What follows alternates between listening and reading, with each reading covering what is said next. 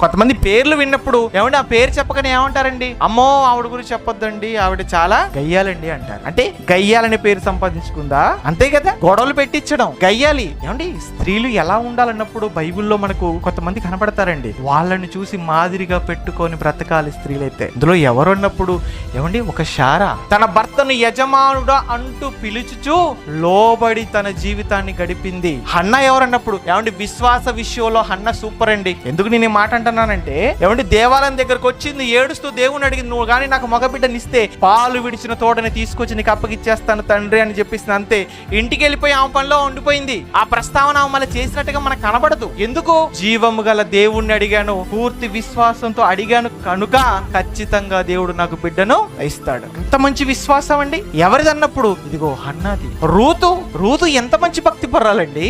ఆవిడ ఇదిగో అత్తతో పయనమైపోయిందండి, లోబడిందండి, మంచి గుణం కలిగిందండి.